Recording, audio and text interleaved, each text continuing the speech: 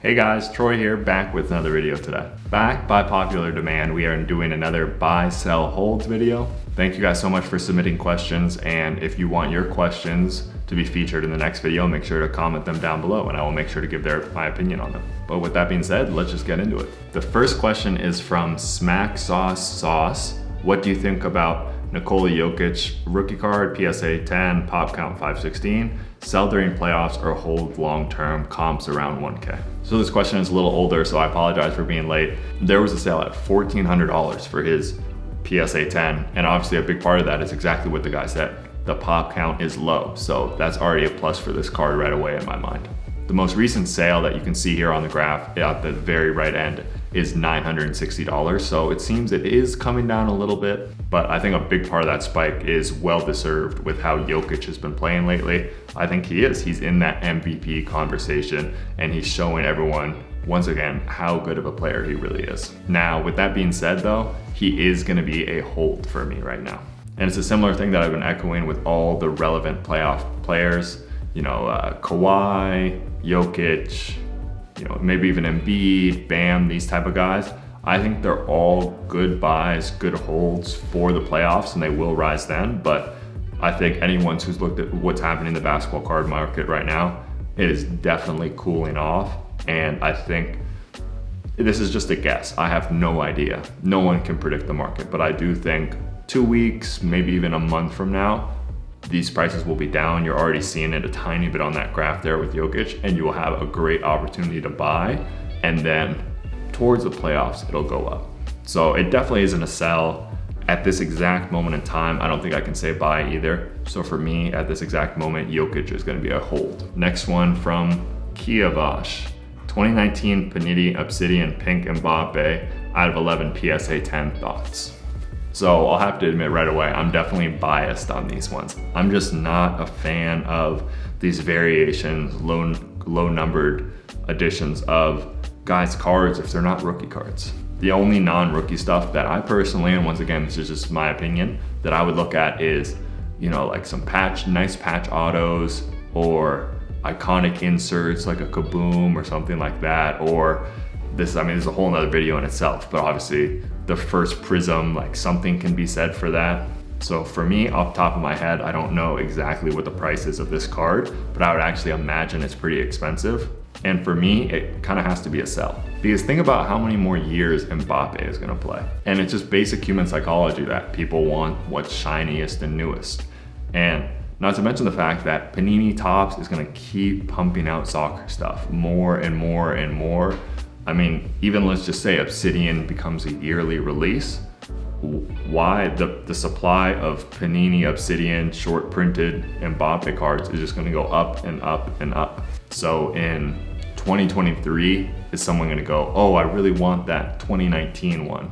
Maybe they might just like it as a card, but there will be endless options for them if they want a nice Mbappe non-rookie card and a growing supply. But with the rookies, the supply is set. It might be more, there's a lot out there, but nonetheless, the supply is set. That's actually a good segue into the next question from Eduardo Andrade. I'm picking up Mbappe foot rookies. Any thoughts on that? So for me, yeah, I think that's great. They'll get it out right out of the way. For me, it's a buy. Some of you guys who are watching this might even know I own a Prism. So what kind of hypocrite am I? What kind of hypocrite am I to be telling you to buy foot when I bought a Prism? I honestly think there's validity to both. I think mostly, in general, American collectors, newer investors, people like that, they're gonna gravitate to this Prism 2018 World Cup because it's what they understand. Or maybe even people just love France and they love the national team and what they accomplished, so they like that card. But I think for especially European investors, maybe people who are looking for something a bit more rare, or they're real sticklers for the rookie card, rookie sticker in the situation, I think this Mbappe foot rookie sticker will have a lot of value to them. For me, it's just cool to see him in his Monaco kit because there's no cards like that out there except for his, I think it's like Adrenaline or Match Attacks, which don't come for me, but I don't believe those are real cards. 118.28 carat white oval diamond sold for $30.6 million at a Hong Kong auction, breaking a new world record. I mean, it came in at the low end of the auction house estimates of... So if you want to invest in Mbappe, you want a sticker that's going to be seen as part of history, really, if he keeps developing on the path he's going on with a low pop. I don't think you can go wrong with the Mbappe foot rookie. Next question from Ethan Selby. What are your thoughts on Panini Mosaic basketball, and will it still be relevant in 5 years? For me, I've kind of come around on Mosaic. I was not a fan at first. I was like, what is this? This is just a low-end product, but the cards are nice and it seems to really resonate with people. I think it'll be around as, I don't want to call it low-end, but obviously like maybe an alternative to Prism, which prices have honestly gotten out of control. Here's what I will say. There's a ton of random brands out there and cards you can buy. Let's just take, for instance, with Ja Morant. You can get like a Crusade, Chronicles, even Hoops premium stock, or there's just a million different, like in the low end tier, I would call it, of Ja Morant rookies. If I had to pick from that what's still gonna be relevant and hold value in 5 years, I would go with Mosaic. People really like it. I think it's gonna continue to be kind of, I guess, featured product is what I would call it, of Panini. Not to mention the fact that it's a really tough grade. The condition on those is not great. So if you can pick up a PSA 10 and you're looking for maybe something a little cheaper and an alternative to investing in a Prism, I would definitely keep an eye out on Mosaic. I think it will still be relevant to answer your question 5 years from now. So I guess my answer to that would be buy.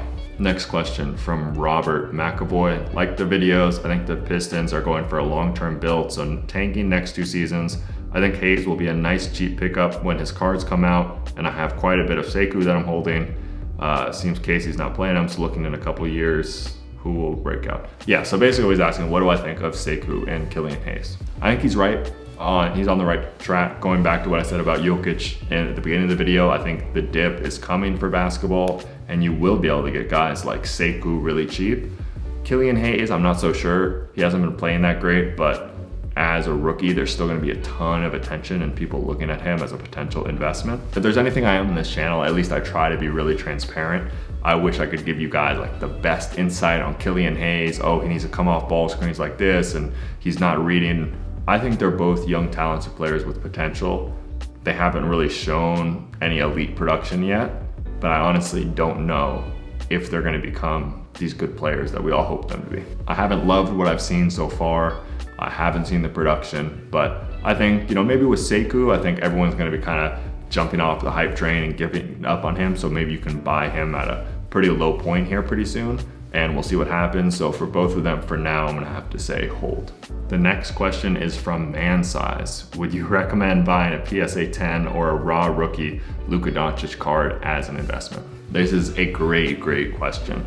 I would 100%. It doesn't have to be PSA 10, even a PSA 9. I would not buy any Luka Doncic cards raw at this point. I've said it before, but I'll say it again. When I'm buying a raw card, I always think about, why is this card raw? So for instance, with let's just say a silver Prism, raw Luka Doncic, anyone who has any idea of at all what's happening in the sports card hobby, or even just with basketball in general, knows how valuable that card is, and they wouldn't just let it sit raw and pass up a potential. I mean, you could make thousands in profit just by getting that card graded. Not to mention the fact that I think it's been out over 2 years now, so there was plenty of time, even if someone pulled it out of the pack, maybe forgot about it or didn't get around to grading it, it would have happened by now. So for me, 99% of the time, if it's a nice Luka Doncic rookie card and it's sitting ungraded, there's almost always a reason for that, and it's because it's not in gradable condition. Now with someone like, I always use the example of like Cam Reddish. I can see plenty of scenarios where someone buys a Prism box, they pull out Cam Reddish, they're like, I don't really want to grade this, I'm just gonna put it on eBay so I can buy some more packs. Then that very well could be a 10 sitting right there. Or even when it's a new product, this isn't something I'd be rushing out to go get graded, but Hoops Premium, I'm sure plenty of those that are in great condition are listed on eBay right now. But with high-end cards, high-end guys, especially from a couple years ago, playing that raw grading risk game, to me, is just not worth it at all. Even if you plan to keep it raw, let's just say for some reason you buy it raw and it actually is in fine condition, but you just don't want to get it graded, that's not something you want to do, with the way eBay is right now, I've had situations where I've sent cards and even disclose, it's not a 10, it's not perfect condition, and then those get returned, and you really don't want to deal with that. So that's one of the main reasons I'm trying my best to stay away from raw cards unless I think it's a really great opportunity and it makes sense to me why someone would have just listed this. But all right guys, that's it for the video. If you enjoyed, make sure to like and subscribe down below, comment your questions and your cards for the next video.